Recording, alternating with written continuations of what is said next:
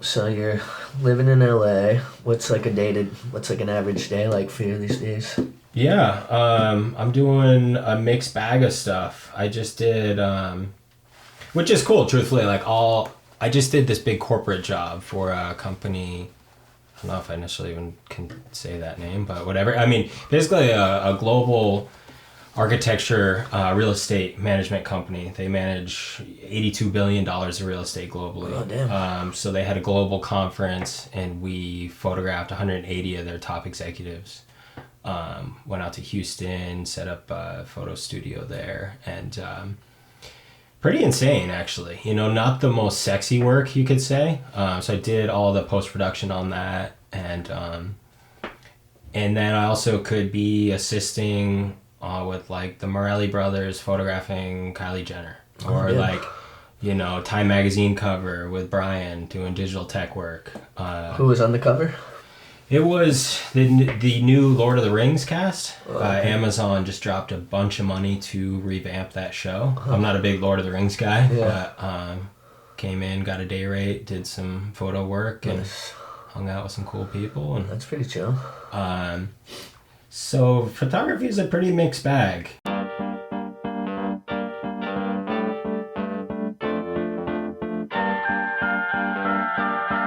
evening and welcome.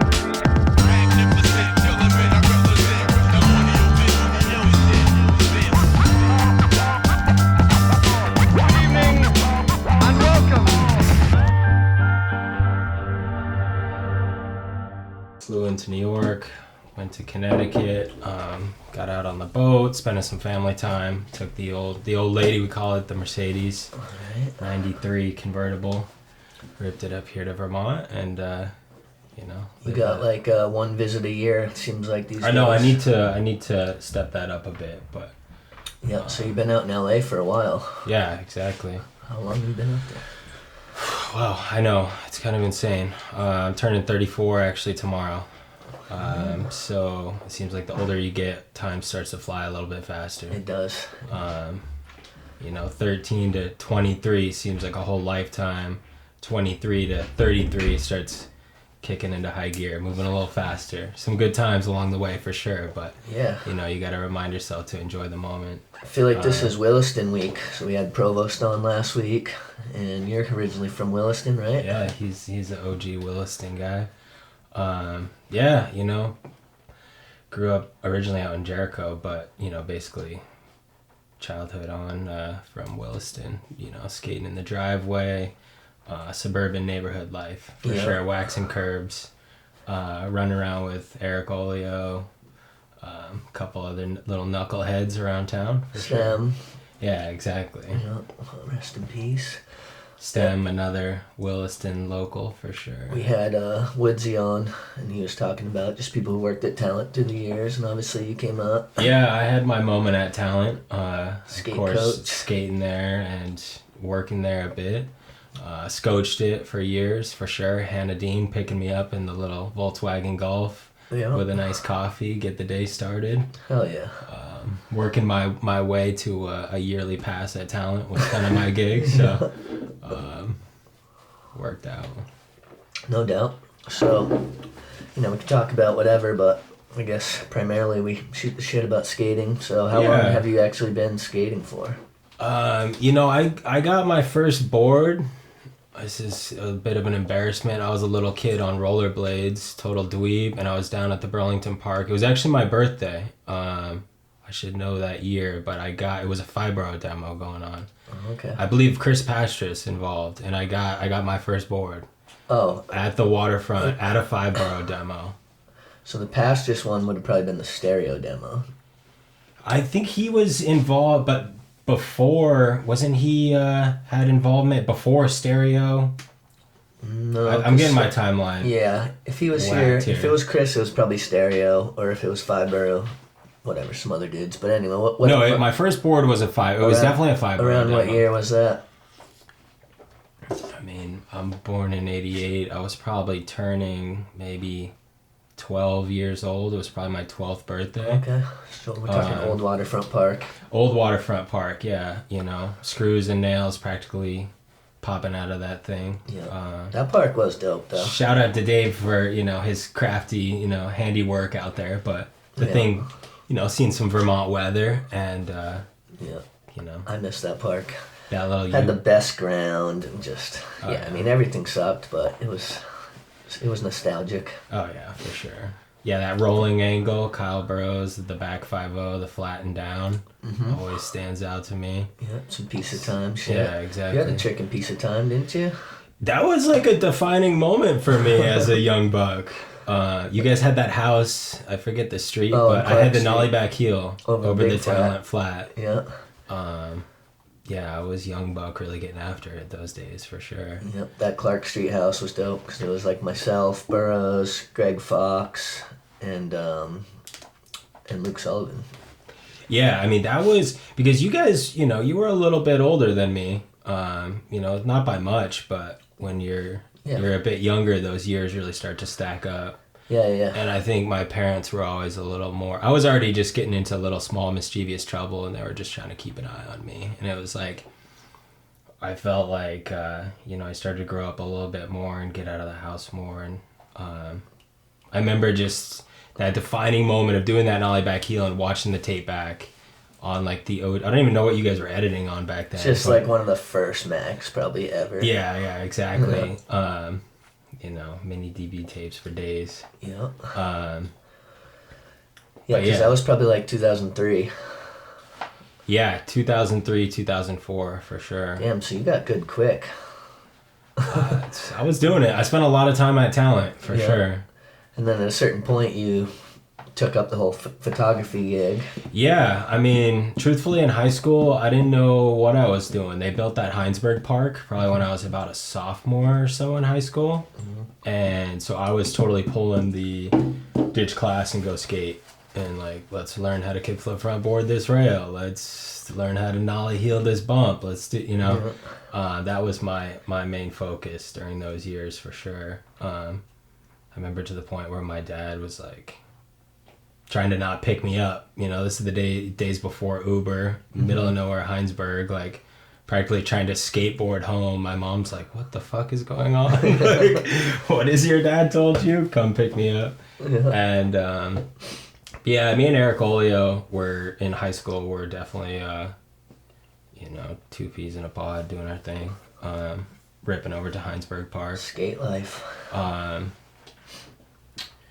But yeah, so... Let's think. Yeah, Heinsberg, training ground, Talent opens up. Just spending so much time there, working there a bit. At what point did you get into the whole photography side of things? Because truthfully, not to cut you off there, but truthfully, it really started like in the driveway in Williston with the giant VHS camera, and just trying to film us, just like see what it looked like. We had like a little ride-on rail, like we're starting to wax the curb, you're learning how to kickflip, like let's just literally see what this looks like. I remember we were legit duct taping the VHS camera to a little RC car, and like just on some like brain farm film tactics before this shit ever existed. But yeah, good time. So just early on, just tinkering around in the driveway, trying to figure out literally how do you work this thing. And then in high school, started dabbling around, just doing little basic edits. I was really gung-ho skateboarding myself at that point to where it was like, I'm just trying to edit myself a Sponsor Me tape. Was the main focus. I hadn't really put together a video with guys or anything like that. Yeah, didn't you go out to Minnesota or something? Where you? Yeah, so like in high school, I didn't know what I was doing. I was skipping class, going out to Heinsberg Park, smoking a bunch of weed, just nothing too outrageous, just being a little shit. Just doing what teenagers do. Yeah, exactly. And so, was messing around with the AV department in high school. I remember I actually had rented out a camera and went up to Montreal with it. Me and Eric Olio ended up getting the thing stolen at Peace Park. Oh, shit. So our entire day of footage was a goner. Peace Park gets seedy, for sure. Yeah, I think it's still home to its name to this day. Yeah. But so, I remember seeing this dude who had no legs, somehow had this like motorized wheelchair, and he was fighting with this other chick who like could barely stand, and they were like swinging knives and clubs. We're like 16. Like, yeah, getting a little hint of the city life. What the fuck are we doing here? Yeah. Yeah, you know, we could kind of hold my own. I remember I loved the Dave Abar part, Piece of Time, with all the tricks off the edge. You know, he held that place down. Yeah. But so yeah, I went up there, got that camera stolen. Like stolen, like someone fucking... Stolen, we were getting ready to leave and I had it sat down here next to me and we're kind of putting our stuff away. I mean, someone literally swiped it from right next to me. You know how that place you just is. Didn't even know. Yeah, I mean, I'm just sheltered, you know, suburban kid from Williston here. Like, this is my first rodeo. So the camera belonged to the school? The camera belonged to the school, so I had to work a bunch for my dad to, you know, they had to pay the school back. Oh, shit. And so I was kind of in the doghouse on that one. Yeah. But that was like my start to really just filmmaking, running around, just trying to like put together a Sponsor Me video. Yeah. And then truthfully, first semester senior year, I still had no clue what I was going to do, and I took a just, you know, classic high school photography course. And it was the first time in school that I was the best in the class at something. And it just right off the top, it really clicked. I remember we had to do just like a basic, you know, portrait series, and I did some stuff with my sister. And I'm really thankful for that. Like, I got the chance to, the very tail end of the darkroom days. And just whatever, you know, kind of classic cliche of like putting it through the chemicals and seeing stuff really just appear in that analog form is yeah, pretty amazing. That's rewarding too, because yeah. It's not like, you know, it's not like you can just riffle through like hundreds or whatever. It's like you actually have to commit, and then you get to develop it yourself, not just press a button and there it is. Exactly. I always loved when we'd send out the film reels, because you had no clue what it would be like, and then it comes, you're all excited. Exactly. I feel like photos in general, maybe not skating, but they were just a lot more pure then, because nowadays it's like, oh, I don't like that, take another one. Oh, totally. This, that, or you're rifling There's so much editing to it, and you know, yeah, you could edit in the darkroom back in the day, but it was just such a different vibe to do that, and editing costs a lot more now. You know, digitally, Photoshop, whatever, new age Instagram shit, everyone's editing their images. Mm-hmm. And so you become super hypercritical of how you look, and you know, the ability to edit things has really switched. Not as much candid. Rather than just capturing the moment, it's like, how can we digitally tweak this thing to get it just how I want it to be. But so that was a good start to it. That first semester, senior year, like literally had no clue what I was going to do. I was obsessed with skateboarding. You know, I was nollie heeling the flathead talent, smoking weed. These were my focuses.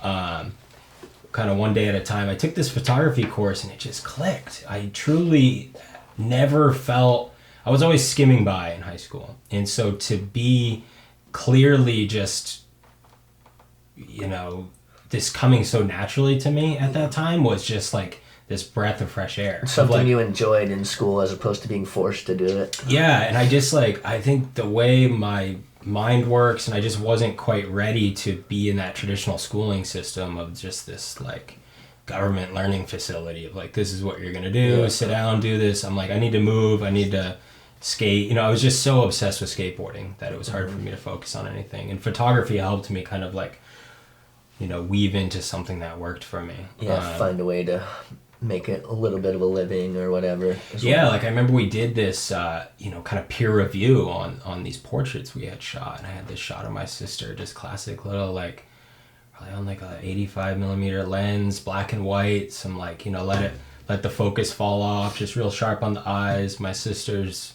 beautiful, so that helped, you know, and it's just like put together some really clean portraits, and the entire class was kind of blown away, you know. And so that was a really good feeling. And so I completed that course, and the teacher recommended a photography program in Massachusetts that I ended up doing after high school. And that was my start. It was called the Hallmark Institute of Photography. Nothing to do with the card company. Totally. Yeah. It's like a very original name here, folks. So it was basically a 10-month tech program that really, you know, gets you ready for the working industry of photography. You know, we were using like these Leaf digital backs at the time, which were really progressive technology, you know, these 22 megapixel, big, large format, medium format digital sensor on like a big Mamiya camera, so that was pretty exciting. They had all kinds of like, you know, pro photo gear and packs and big lighting, and so that was all really new, coming from little whatever CBU doing a black and white photography course to like, whoa, these are what the modern day professionals. Yeah, you're getting a taste of what the next level is. So that was my first taste to all that. Met some really great people in school. And then I ended up going out to Minneapolis, with a friend of mine from school, Max Whitaker. He was a big snowboarder, and so we hit it off at school pretty much right away. You know, there's a couple of us that skated there, Tom Sands, Max, and they had a little park out there in Greenfield, Massachusetts, which actually Dave built. Oh, yeah. Which is cool. So that was our little local park out there. You don't got to go too far to find a park Woodsy built. Yeah, I think Woodsy was holding it down on the East Coast skate parks for sure, the Northeast. Yep. So what was the deal in Minnesota? What was that all about? So I did Minnesota. I actually, after that 10-month photography program ended, Hallmark, I came back to Vermont. I was shooting some weddings. I was trying to find my footing. I actually ended up first starting to assist Shem Bruce, local photographer. Yeah, Shem's the man. We met Shem at a Red Bull contest down in Boston. Exactly. Yeah. That's around that same time. Couple years after, but I just was emailing people, basically a cold call email, and hey, you know, new photographer, can I assist you? Just how can I get involved? And he actually had a pretty big job coming up. He was shooting for the NBA. We did things for Topps trading cards Sick. for the 2007 NBA rookie photo shoot. So the top 50 rookies, we went down to New York to their training facility. And they had a bunch of different photographers there. There was probably 30 different photographers. That must have been a little intimidating. It was, because Shem was looking at me. I had just came out with a photography portfolio from school. Pretty generic book, you know, just getting started. And he goes, he had really liked some lighting I did, and he's like, let's kind of try to recreate this. And we show up in New York, NBA headquarters, with our little like Pro Photo 1200 acute pack, 2 heads, and a little like stand, you know. We're like, we're here to do the big photo shoot. And we show up, and there's just like mega New York working pros who have like insane like mirror setups, and guys are dunking and like all this action shots, and guys with like large format Polaroid shooting. And we had a cool little setup. I think it was just we were maybe some little fish in a big pond. And Shem knew more than I did, but it was kind of funny, one of those moments where you show up and just like, from a kind of equipment standpoint, we were rolling in pretty light. You're feeling inadequate. It was like, you know, I think we probably could have adjusted the NBA budget to... That's kind of cool, though. You know, you just show up with the bare minimum. It was funny. These guys had like a full-on grip truck, you know, all kinds of stands, any piece of equipment you could ever need. And I remember we kind of borrowed like 2 little C-stands from them. Yeah. They were just kind of like, I guess, man. Yeah. You know? Losers. But we got some really great imagery, honestly. Shem did a great job, and that was cool, that first summer, to really go, you know, fly to New York and do this paid job. I remember I got a check from the NBA written out to my name, and you know, that was one of my first assisting gigs I had ever done. So that you know, still holds up to this day. Yeah, you'll never forget your first official check for something that is like your passion that you get paid for. 100%. Well, honestly, going back a couple of years, or that same summer actually, I was working for the Williston Observer, and I would shoot some little stories for them. They would pay me $25 a photo. Sweet. And I'd go out, so I was making the big bucks, right? Yeah. And me and Cookie actually, I shot a Back Smith photo of him at the Williston skate park at sunset. That actually was the cover of that little Williston Observer. Sweet. So first summer out of photo school was shooting covers, baby. Even if it's just for the little local covers, baby. not even the Burlington Free Press, but the Williston Observer. So that was cool. Yeah, that's what's up. And so after you go out to Minnesota, how long did you stay out there? So I go out to Minnesota. I was actually only there a year, but it was a good start because I had done the thing with Shem. I had gotten some assisting, you know, little fish in a big pond. So I got out to Minnesota, which had a lot of working photographers. It but it's maybe a little more low key than like a New York or an LA. Yeah. And Target headquarters is there, so there's a lot of guys working doing like Target product photography. So I ended up same thing. Just cold called a bunch of people. Was like eager new young kid in town, just kind of like, can I come by and work for you? Yeah. And so worked for a good handful of guys out there, and got my footing, and just was paying pretty cheap rent back then, and just getting by doing the assisting. Did some weddings as well. You're still skating this whole time. Yeah, still skating. That's when I got to know guys like Tom Rohr and CJ Tambo.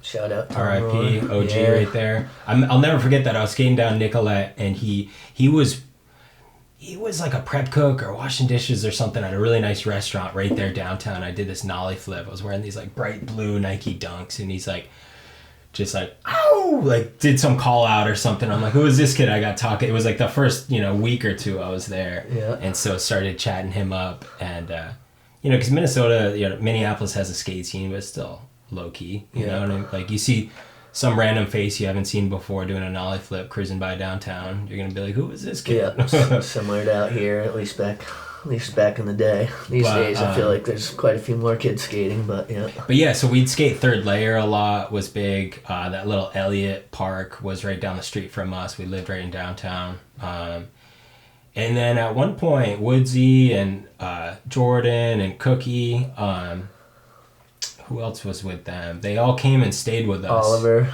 Was Oliver there for that? Yeah. I think so, yeah, because Woodsy talked about this on his episode. Because there was a couple years they went. I don't know if Oliver was there that year. Colin was there for sure. Yeah. And they all came and stayed, and we did that. I'm spacing on the name of that. Top Shop, thank you. Yep. And so we did. I totally fumbled that run. I skated in it, and I think I was like first to go that Saturday morning or whatever, and everyone else skated great, and I think if I had just managed to put together 4 tricks in a line. I can relate to the skating first because I was the first one to skate at Tampa Pro in the industry contest. I think we weaseled through with like 5th place or something. We got a cool little like one of those mini ward trophies. But that was cool. So all those guys came out, and then that was right around the time Cookie was getting connected with Paul Wilson out in California, who was doing silent skateboards. So Cookie on a whim just sent his footage out to him and was like MySpace or something. Yeah, MySpace it, like looking for boards, just seeing what he can do, whatever, putting it out there. And so he gets connected with him, and whatever, long story short, Cookie's basically like, we need to shoot some photography. We need someone to help us with photography.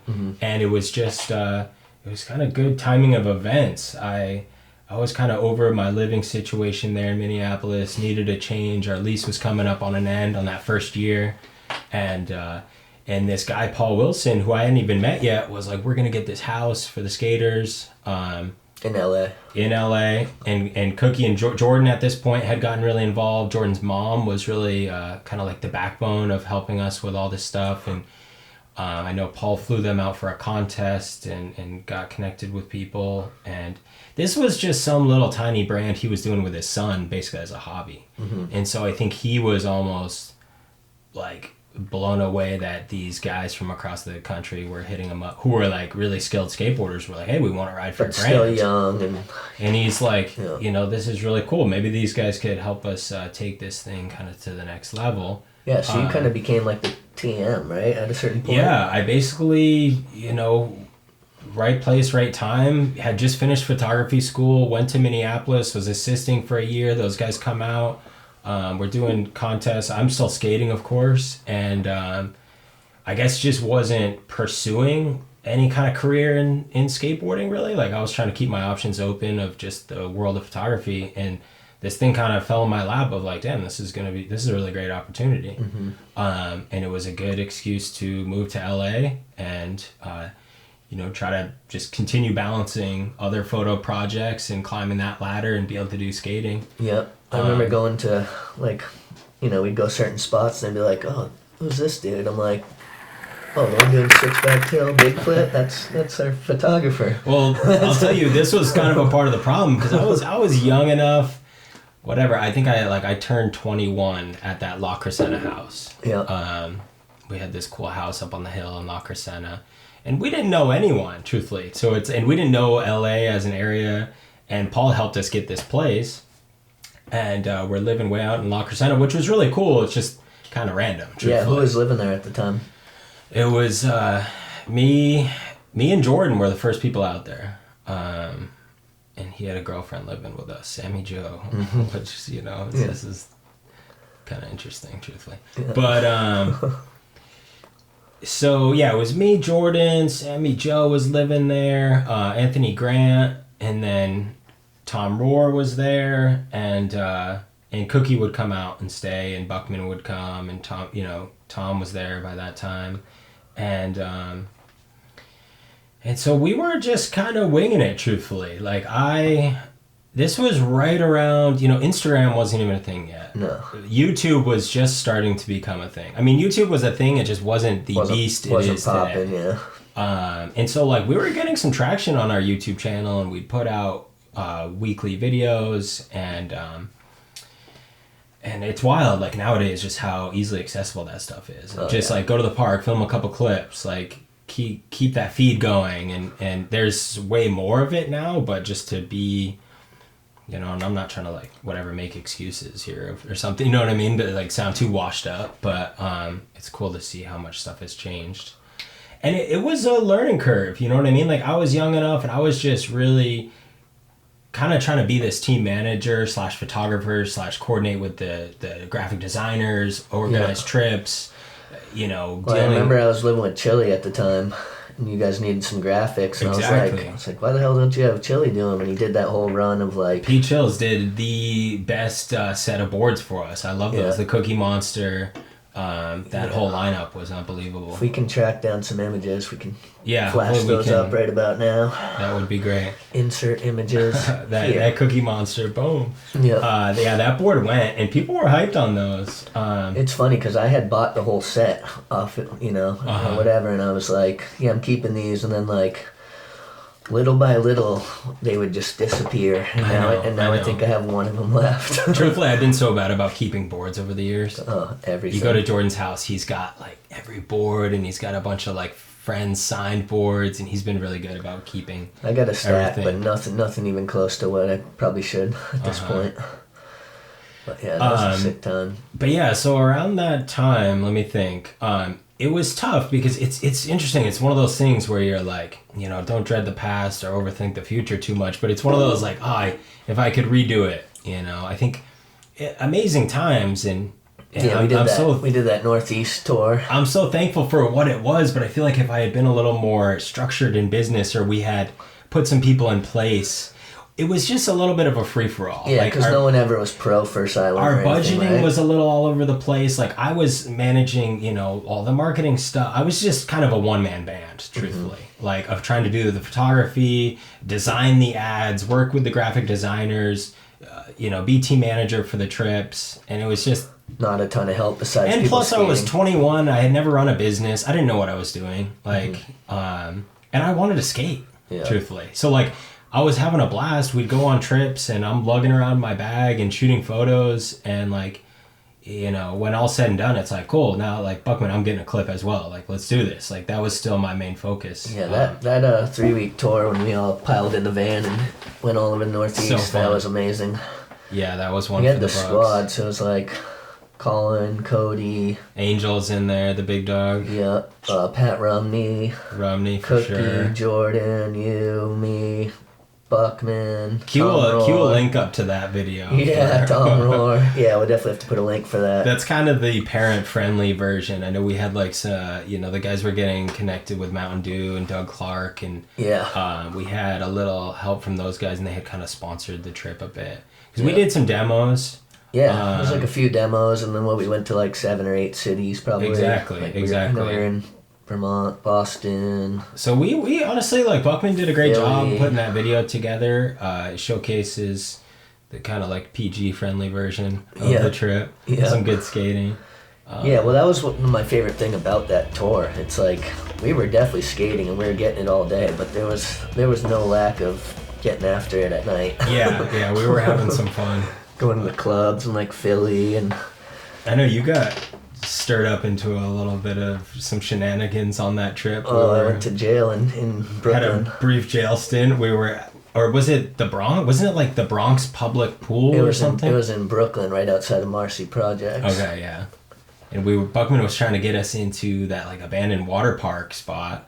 Yeah. And lo and behold, this is a pretty active corner we happen to be on. And I think Colin could have been in your place, if not. Yeah, passed a little spliff over to you. I took it on the chin, so I thought I was more equipped to deal with the New York City jail system than Colin probably was. So that all happened so quick. It was... Yeah, I just remember the fucking undercovers were just like they swooped in quick. Oh, they were on it. Like we were not the first fly caught in their web. Yeah, that was pretty wild. The next thing, and like I had like a quarter of weed we had just bought from some chick at like a bodega or some shit. I don't even know. And I was like, oh yeah. And they were just like, no, gave you guys my phone, and I was just off to jail. Yeah, I think about like maybe 8 hours or so later we were able to loop you out of there. Yeah, well, I was walking around in the projects, and I remember I just had like a bright red shirt, and now they're all just like, you're an idiot, this is a straight Crip neighborhood, like what the fuck's wrong with you? Yeah, I think we had like a Heineken and a spliff waiting for you, and we continued the madness. You guys picked me up right outside that store in Brooklyn where like the famous Biggie video is of him like rapping outside. Yeah. That's where I eventually went, and luckily Cookie, I had his number memorized, because like I didn't have a phone or anything, so I went in that store, and they're just like, dude, you're an idiot. Like, what are you doing here? I'm like, please let me use the phone. That's how that worked. You happen to have Cookie's number memorized. Yeah, I did Cookie's number. Yeah, okay. Good yeah, call. And then you guys came and scooped me up. Yeah, that was a hell of a trip. I remember skating Love Park, like before. Rest in peace, Love Park. But like, yeah, I feel like that was kind of after the prime of Love Park. Yeah, it was. But we were there like before they tore it. Yeah. It was when they had put in those like planters kind of underneath some of the ledges. Mm-hmm. It was still going, but it wasn't quite the original. I think we only really skated it at night, right? We did, yeah. That was a sick trip. It was. Yeah, a lot of good footage came out of that trip. Yeah, and good times, truthfully, too. Like, running around skating, like, they had that party at House of Vans. And oh, yeah. That was Forgot about that. House of Vans was they actually, on that trip, there was, like, a Baker Deathwish summer tour video that premiered. Do you remember that? And it was at, why am I spacing in that shop that was in Brooklyn? KCDC. Yeah, exactly. Yeah. They premiered it there, and Antoine was like, this is like Antoine full force. I don't know if I being a madman. I wonder if that's...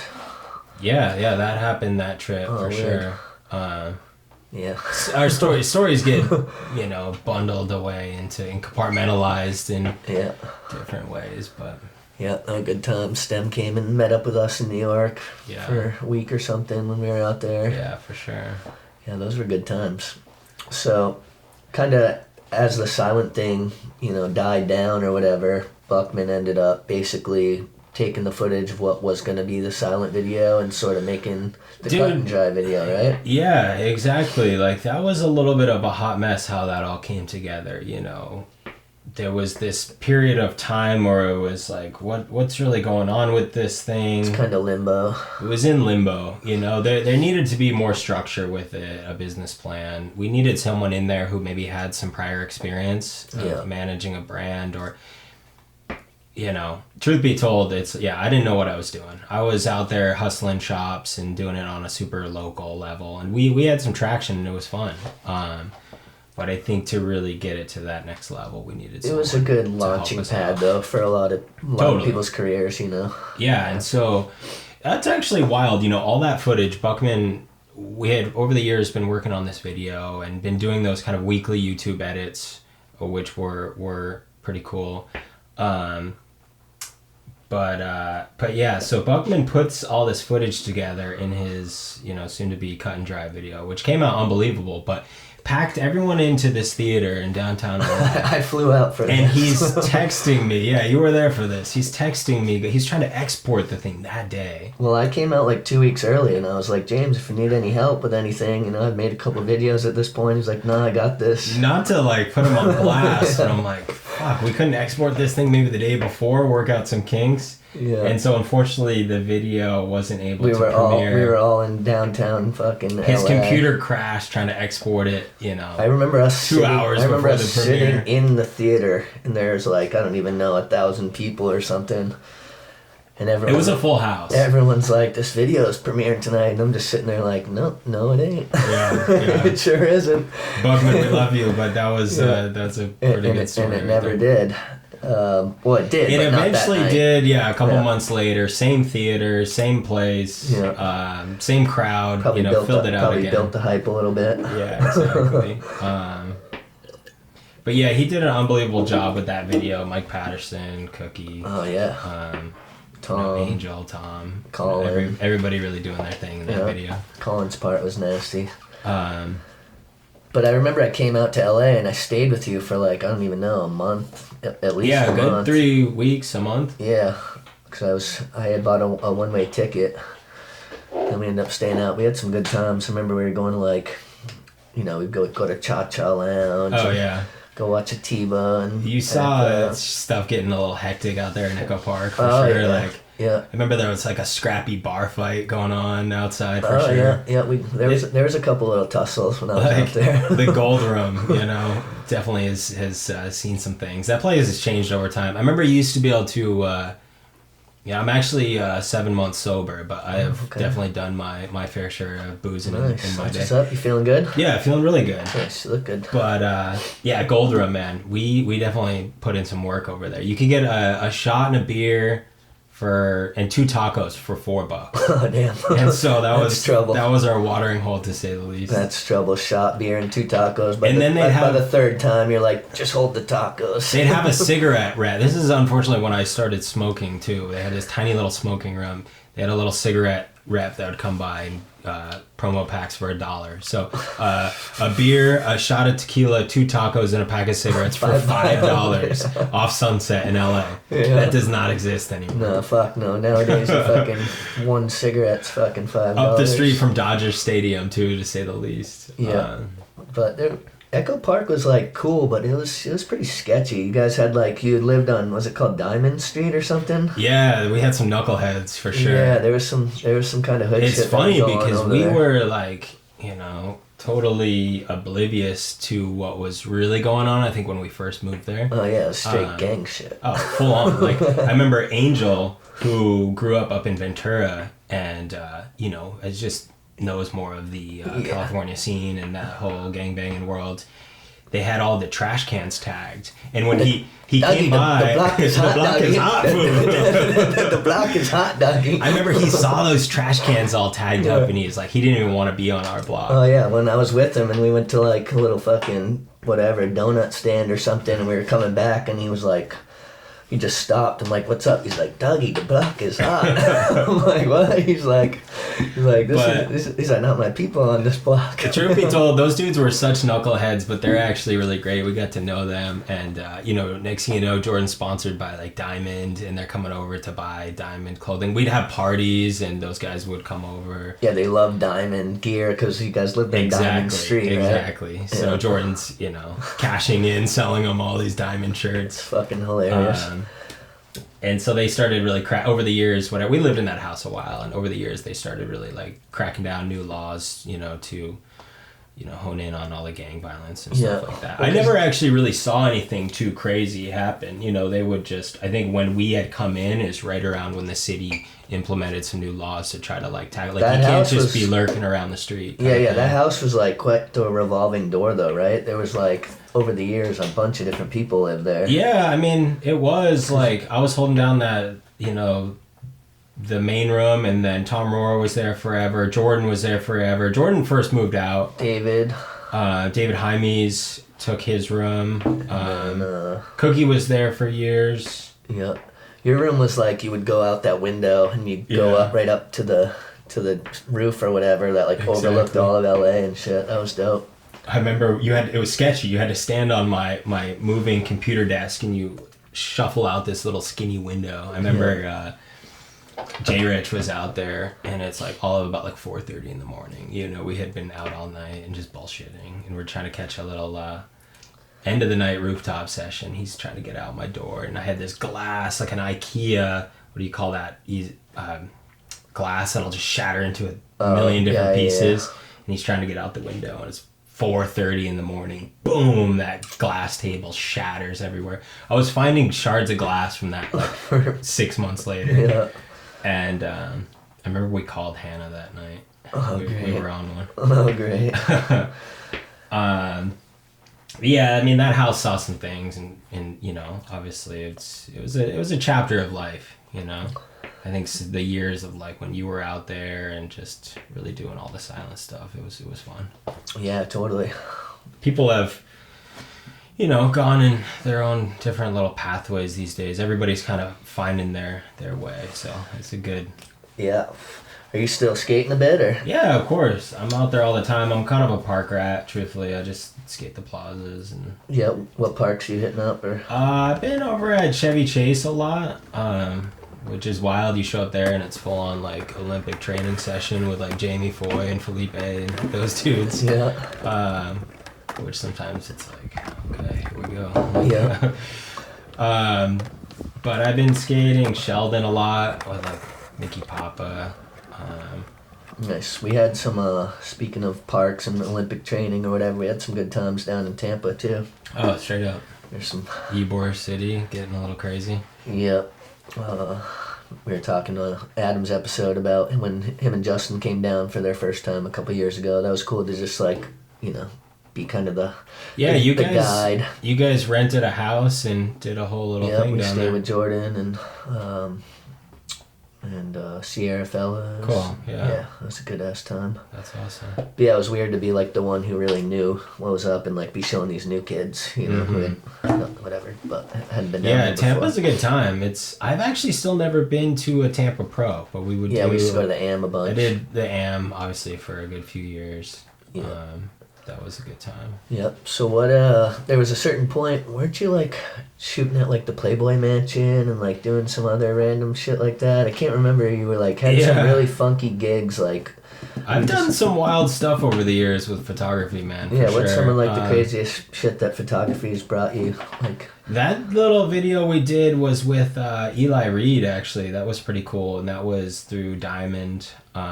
And they rented out, got us the Playboy Mansion. Buckman was directing that, and so I was tagging along as camera operator. Was Hugh still around at that point? Joe Face. He was, but we never met him there. Yeah. And so, yeah, that edit came out pretty cool. I don't know, like, so he had some kind of designer pink suit on, and actually, like, first thing in the day, he ripped the crotch on it. So we're trying to like tape the thing together or whatever, pin it together, and seems pretty appropriate for the Playboy Mansion. It's appropriate for a Playboy Mansion and an Eli Reed move. I think that's right up his alley. Yeah, Eli's the homie. I've known Eli for a long ass time. But yeah, photography has been an interesting journey. You know, just did Time magazine cover with. I do a lot of digital tech work as well.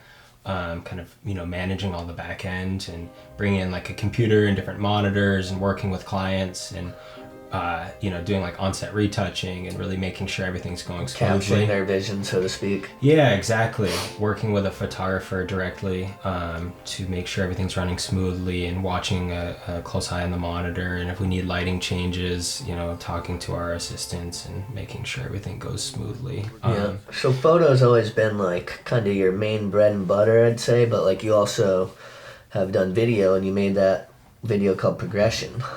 Yeah, I did a video called Progress. That was fun. We premiered that here at Janky. Had a nice little premiere for that. That was really cool. Had a bunch of people come out. How'd that whole idea come together?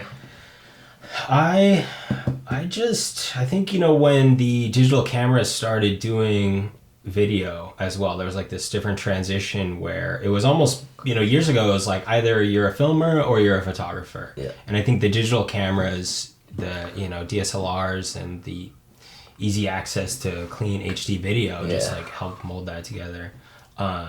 So that was cool. I did that Progress video, and then around that time I had cut together a piece and submitted it to that Cha-Cha Skateboard Mag Film Fest. Oh yeah. And ended up winning that. That was really cool. Oh, yeah. That, you know, I put a lot of work into that, but I think I didn't expect to win it. It was almost like, I don't know if that sounds bad, but like a little ego booster of like, Yeah. oh fuck, I can do some Yeah, it's filmmaking just myself here. encouraging and shows you that, I it's had not been out of like, reach. I had actually never really worked on any high-end, big production film shoots at that time, truthfully. I'd done a lot of photo assisting and things like that, but I think it was just, it was right around at the time, like I said, of all, it's becoming more easily accessible with the cameras, and I had been tagging along watching Buckman and help film Second Angles and you and just like around filming for so long, but with more of a focus on still photography, that to do my own project and I was kind of just the low-key filmer at that time. Like when we had the skate house going, and it's like, you don't always necessarily need to be trying to go gung-ho and shoot a still photo for whatever. It's like, let's just go mess around with the camera, have some fun, get a clip. And all those clips start to add up, and with some of the right editing, and you put together a fun little project. Yep. Did you make that in Final Cut, or was that a Premiere, or what? I did that in Premiere. Truthfully, I was always kind of a Premiere editor. Yeah. I guess Premiere's been around for long enough that, like, in my later days of starting skate filmmaking, that's what I was always on. Yeah, it took me a little bit, and I don't know a ton about Premiere. I was always more of a Final Cut guy, but it's kind of funny how like it's transitioned to where I feel like Final Cut was the shit. Like it was the shit, and then Premiere seemingly kind of took over. I don't know what most people are using. Yeah, those these days, industry but standards, like slow turning points, happen over time, I suppose. Yeah. Cycles of what people are using. So do you have any independent projects going these days, or are you mostly just... I truthfully am not really doing much involved in skating. I love to just skate. Yeah. It would be fun to do, like, we'll just film clips at the park, and, like, just for fun, for Insta, like, do little edits in that regard, but, and which is weird, because it's so much more, with the times of, like, nowadays with Reels, it's like you quick cut it up on your phone, Yeah, you slap on a song. film it that day, and it's online that day. You can do Premiere, you just can edit it right from the phone. Yeah. So little quick turnaround fun edits, and then I'm just skating for fun. We should is Progress like on YouTube or anything like that? Or? Yeah, we'll get you guys the link to that. And then Skate House was the other one that I did. That was that 2014 Skateboard Mag Film Fest winner. Oh, sick. And so that was cool. I ended up winning like $1,000 gift card to B&H Photo. Nice. And what'd you buy? I ended up buying a bunch of camera stuff, actually more focused on like the video side of things. Like I got a good like fluid head tripod and just like some things I needed to film more. So that led to other things in that department. That's what's dope. I got to touch on, the summer or two when we were just being little wild motherfuckers out on the mopeds. Yeah, dude, me and you, that was actually summer of 2012, which is insane. That is crazy. I made a little edit of that, and we could link that in. It's not the most exciting, but I actually made that just on a little handy cam. Oh, yeah, but we were just like, we'd go everywhere. We'd take them on the interstate. Like, ripping around on the bike path at like 5 in the morning, going down to the beach. Yeah. We had some good ones going out to the swimming holes. And it was funny. I feel like it was just known that like we were pretty inseparable for that, at least that one summer or so. Oh, yeah. We had a few summers that we were really ripping. Yeah, it was a good time. Someone actually stole the one that I bought off your dad. I think I told you on the way here. I recently saw it, but I was like, fuck it. Yeah, I had the... Too old to be fighting over. It was pretty hideous Mopeds. looking. Yours was way cooler looking. Little 50cc. It was like a Yamaha. Actually, OG It kind of looked moped. like a bicycle.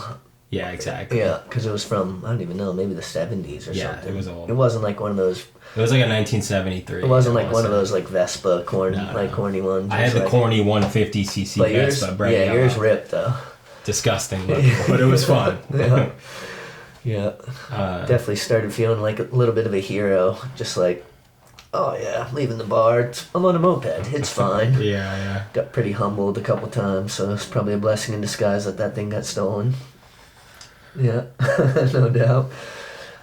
So yeah, let's talk about, because obviously you grew up, with Cookie as well and all that, and like, how mind-blowing is that just to see where that dude's fucking... I know. I mean, it's really cool to see the Vermont skate scene and the progression of that from like Cookie first sending that Sponsor Me tape in, MySpace days, Silent Skateboards, Paul Wilson, boom, you get some traction on that. We have this whole house, and just for him to go on and, ride for Element and Jordan to do Warco and just like these stepping stones and watch people's career evolve over time has been really cool. The Lakai days and the S days and just, it's pretty cool. It's been quite the journey for sure. No doubt. Jordan now riding for Blind and Cookie's just a beast. I mean, come on, like that's goes without saying. You gotta respect that he was pro for Element and then left to go be like, the Wearable dudes are my friends. That's who I want to be surrounded by. It's like it's a pretty there's not a ton of certainty when you do something like that. But he's like, no, this is how I feel about it, and just taking on that, being like, no, I'm going for it. Yeah, I mean, it could be definitely viewed as a ballsy move. I mean, he had a whole clothing line that was coming out with his name on it that he did the art for. I mean, they were making some moves. I think things were moving a little slow there, and it took forever for them to turn him pro. There was some lack of direction of what's really going on with this. And it was cool. Like Cookie always, around that time I had kind of started to drift a little further away from skating and was just doing a lot of other production work within photography and shooting that, but he would always make it apparent to have me shoot the Element ads. So that was cool. That's always an honor, of course I want to do that. But yeah, I think it's just one of those things you got to trust your gut, it's like, oh, okay, you leave this big brand to go and do this smaller thing with your friends. But sometimes the vibe just will point you in that direction and it just feels right. I mean, Tom runs a really clean, smooth ship over there, and I think they got a lot of good creative flows that just work. Yeah, and it's unique for sure. Their vibe together is so tight that it's at a certain point, you're just this is what I need to be doing. Yep. And they're making a lot of traction. Those guys are huge. I actually just went to their new video premiere. I don't think it's quite out yet. Maybe it's out when this comes out. But everything's super intertwined with Cobra Man and how Cobra Man will do a show, and it's always the music and the video, and just they have a really good flow. Yeah, totally. Well, it's cool that you've been able to still stay skating, but similar to Sean Mesha, who I got to give props for all his hard work and on this and all the, I get to do the fun part. I just sit down, shoot the shit with my buddies, but he's doing all the editing and he's the executive producer, so you can relate to that back end shit that a lot of people don't always see. Yeah, no, I'm here in the studio. You guys got the lights, camera, action for sure. We got audio, we got it all going over here. So well, that's him. I show up, bring my beverage and some ideas to talk about. So you're the guy for sure. I've always said that you have a very good skill of being able to bring different groups of people together. Maybe that are even just whatever, skateboarding, music, art. Trying to walk down Church Street with you on a summer afternoon is this is going to take us 2 hours. Yeah. Travis is going to run into everybody knows. Yeah, I think that's a byproduct of I never went to the same school for 2 years. So just always having to just meet new people. But I think I was trying to loop that around with just this. I think this is perfect for you. Bring on all different types of people that and bring them together and let them tell their story. Yeah, I mean, no one else was doing it locally, and so I guess I was the man for the job. Yeah, you know what I mean.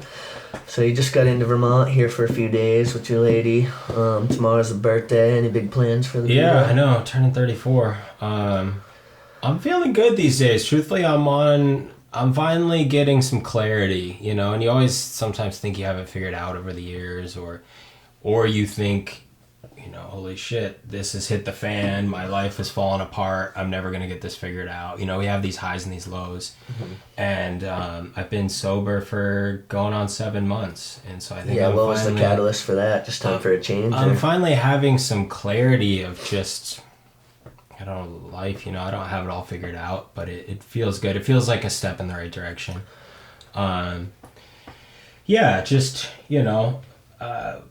To a certain degree, things were a hot mess. I think I had cooled off on the drinking and would go spurts of weeks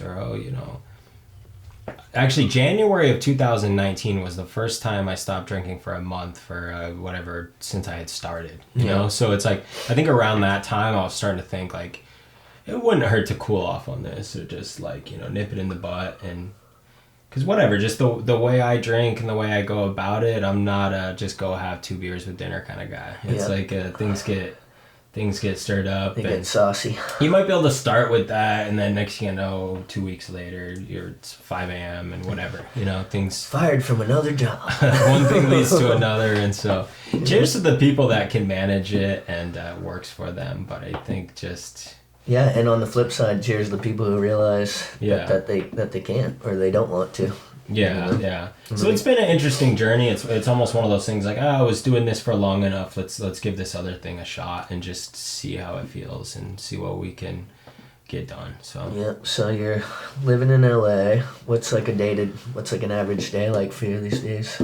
Yeah, I'm doing a mixed bag of stuff. I just did.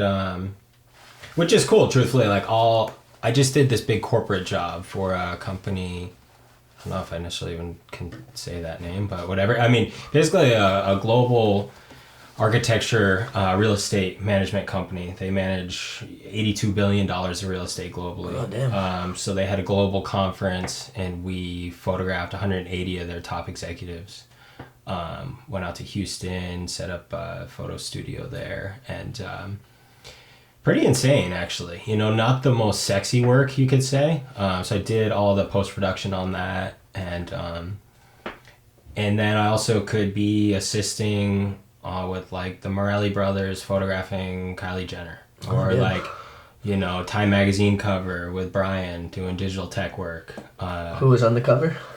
It was the new Lord of the Rings cast. Okay. Amazon just dropped a bunch of money to revamp that show. I'm not a big Lord of the Rings guy, but came in, got a day rate, did some photo work, and hung out with some cool people. And that's pretty chill.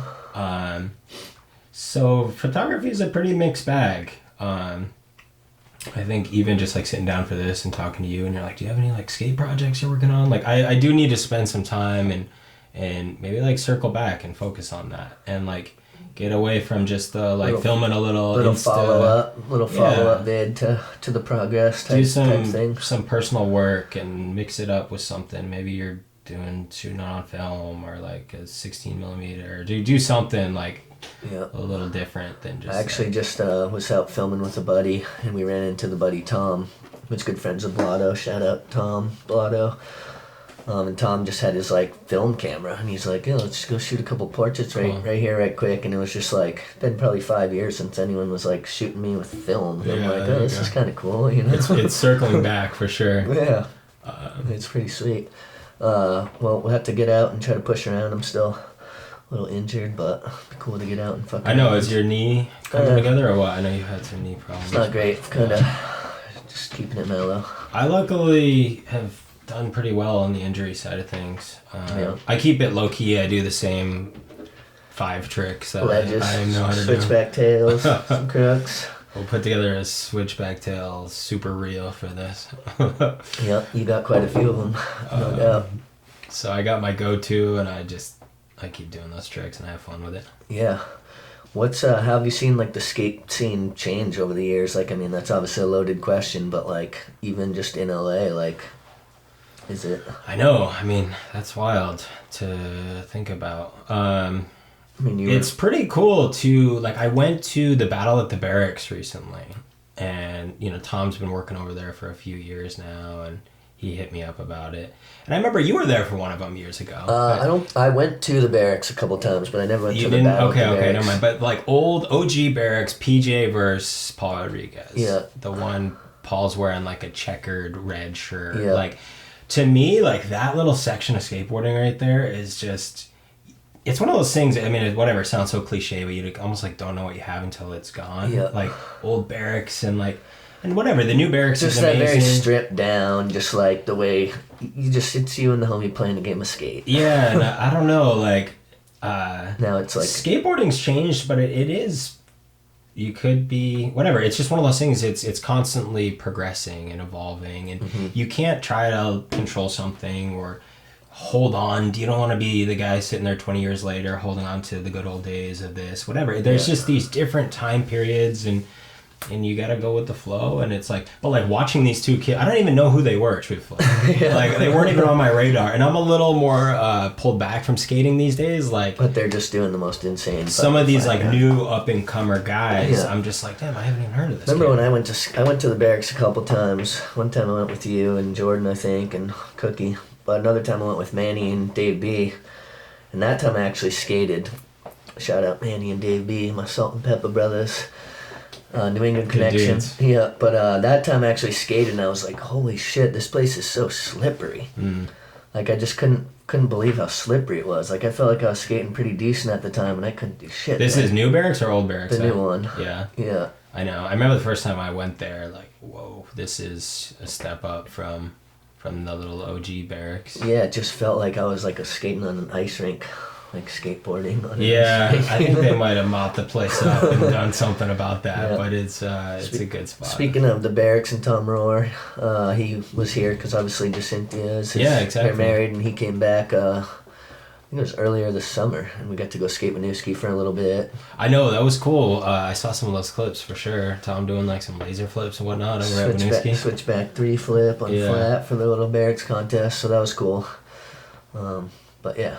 Yeah, he's a good dude. He started just as an intern at the barracks, and over time, I mean, he's really running the show from a standpoint of like social media over there. He does all kinds of like graphic design and all their social stuff, and so he's really looped in over there. Hell yeah.